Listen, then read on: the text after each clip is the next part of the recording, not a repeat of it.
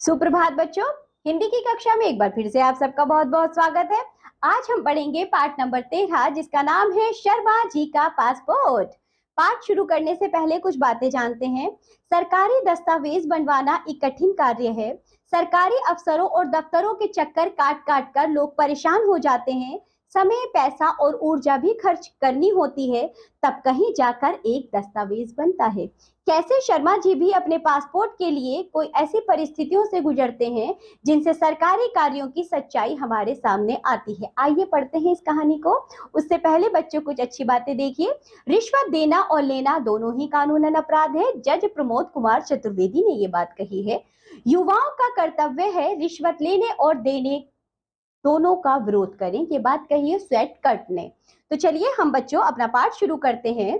शर्मा जी के विभाग में सुगबुगाहट थी कि इस बार विदेश वाले प्रोजेक्ट पर कौन जाएगा। बॉस ने शर्मा जी को बुलाकर कहा, शर्मा जी, सीनियोरिटी के हिसाब से आपका नंबर लगेगा विदेश जाने का। अभी शर्मा जी के मन में लड्डू फूटना शुरू ही हुआ था कि बॉस ने बम फोड़ा। शर्मा जी, आपके पास पासपोर्ट तो है ना, और यदि नहीं है तो बनवा लीजिए, अभी वक्त है, नहीं तो यह अवसर किसी और को दे दिया जाएगा। बेचारे शर्मा जी के मुंह से बोल ही नहीं फूटे। अपना सिर खुजाते कमरे से बाहर निकल आए। वर्षों का सपना था विदेश जाने का, हवाई जहाज में बैठने का। बेचारे अपने देश में ही नहीं घूमे थे और यहाँ फ्री की विदेश यात्रा, मगर यह कमबख्त पासपोर्ट क्या बला है, कैसे बनेगा। बेचारे सीधे सीधे सादे शर्मा जी परेशान हो गए। शर्मा जी ने घर आकर अपना दुखड़ा अपनी श्रीमती जी को सुनाया, जो कि बहुत समझदार किस्म की है। बस इतनी सी बात के लिए मुंह लटकाया हुआ। अरे आपको याद नहीं है 25 नंबर वाली चतुर्वेदी जी हमेशा ही ऑफिस के काम से विदेश जाते रहते हैं, वे तो आपके मित्र हैं, उन्हीं से पूछ लीजिएगा कैसे बनेगा मुआ पासपोर्ट। शर्मा जी सीधे चतुर्वेदी के पास पहुंचे और अपनी परेशानी उन्हें बताई तो वे बोले, कब जाना है। शर्मा जी के मुंह पर असमंजस की रेखाएं तैर गई। इसलिए पूछ रहा हूं कि पासपोर्ट बनने में कम से कम 1 महीना लगेगा, यदि जल्दी है तो तत्काल में बनवाना पड़ेगा, उसकी फीस ज्यादा लगेगी। चतुर्वेदी जी बोले, नहीं नहीं, अभी तो समय है, साधारण ही बनवा लेंगे। शर्मा जी ने कहा। चतुर्वेदी जी बोले, तुम्हें एक दलाल का नंबर दे देता हूँ, कुछ रुपये लेगा, लेकिन तुम्हारी भागदौड़ बच जाएगी। शर्मा जी ने नंबर लिया और घर आ गए। सुबह ऑफिस जाने से पहले दलाल को फोन किया, हेलो, हम शर्मा बोल रहे हैं रोहिणी से, चतुर्वेदी जी ने आपका नंबर दिया है, आप हरीश बोल रहे हैं ना पासपोर्ट वाले। हाँ जी मैं हरीश हूँ, कहिए। उधर से आवाज आई, जी वो पासपोर्ट बनवाना है, कितना लगेगा, कितने दिन में बनेगा। शर्मा जी ने अटक अटक कर पूछा। वो तो बड़ा होशियार था, बोला, अजय भाई साहब, यह सब बातें फोन पर थोड़ी ही होती हैं, घर का पता बता दीजिए, शाम को आ जाता हूँ, वही बैठकर सब समझा दूंगा।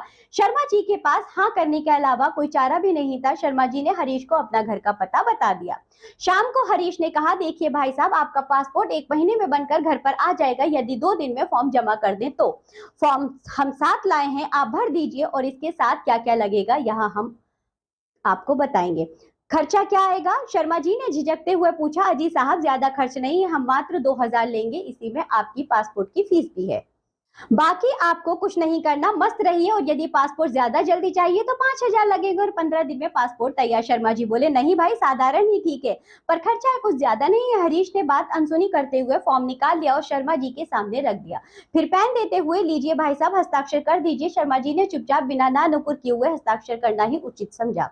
तब तक श्रीमती जी चाय लेकर आ गई। वह तुरंत बोला, वैसे तो भाई साहब, भाभी जी और बच्चों का भी पासपोर्ट बनवा लीजिए, क्या पता कभी विदेश जाने का मौका मिल जाए परिवार सहित, और आगे तो पासपोर्ट बनवाना और भी महंगा हो जाएगा और मुश्किल भी।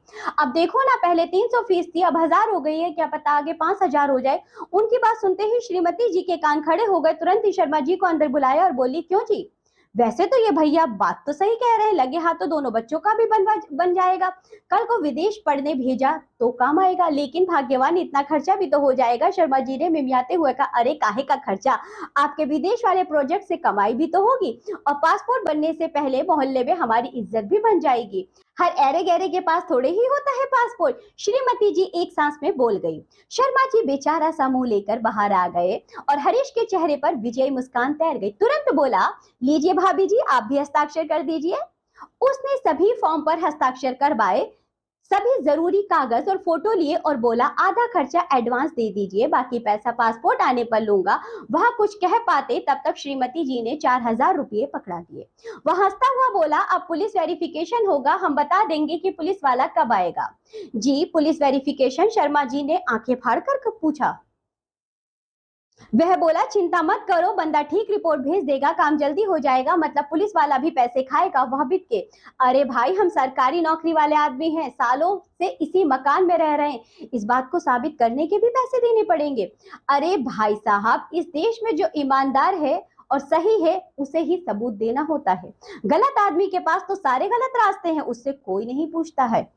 वह बड़े दार्शनिक अंदाज में बोला। शर्मा जी भी चुप हो गए, क्योंकि अब जब ओखली में सिर दिया तो मूसल से क्या डरे। एक हफ्ते में पुलिस वाला 2,000 झटक ले गया।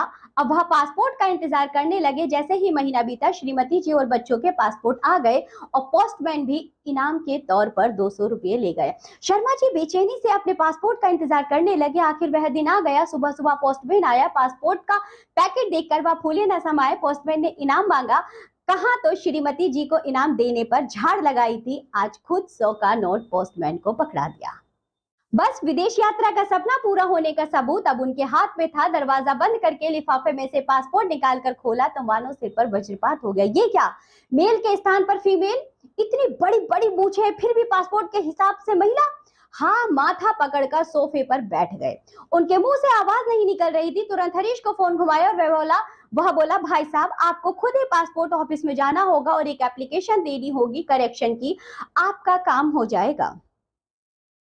कल सुबह 9 बजे आप आ जाइए, मैं आपको वहीं मिलूंगा। सुबह वे वहां पहुंचे तो लंबी लाइन गेट के बाहर तक लगी थी। जब तक नंबर आता लंच टाइम हो गया। 2 घंटे का इंतजार, लंच के बाद काम शुरू हुआ, लेकिन उनका इंतजार बेकार, नंबर नहीं आया।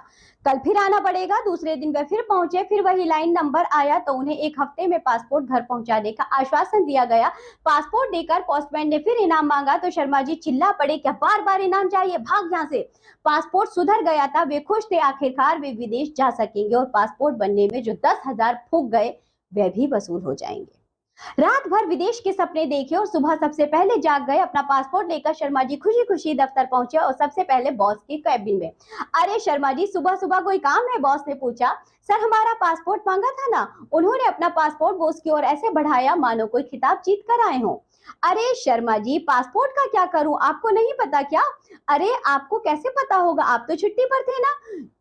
वो विदेश वाला प्रोजेक्ट कैंसिल हो गया है, कुछ डिपार्टमेंटल गड़बड़ी हो गई थी, अब कोई विदेश नहीं जा पाएगा, कहकर बॉस ने जैसे ही गर्दन घुमाई शर्मा जी नदारद धड़ाम, अरे कोई नहीं, पानी लाओ। शर्मा जी बेहोश हो गए।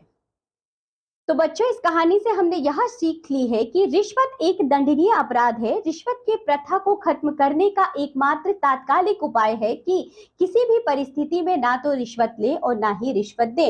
हमने सीखा विनोद, आशा, शालीनता, संघर्ष, रिश्वत की प्रकृति और जुनून। तो बच्चों, हमें रिश्वत को बढ़ावा नहीं देना चाहिए, ना तो हमें कभी रिश्वत देनी चाहिए और ना ही बच्चों अपने कार्य के लिए हमें रिश्वत देनी चाहिए। तो चलिए, इसी के साथ ये पाठ होता है यहाँ समाप्त। अब हम मिलेंगे आपसे अगली कक्षा में, तब तक के लिए बाय बच्चों।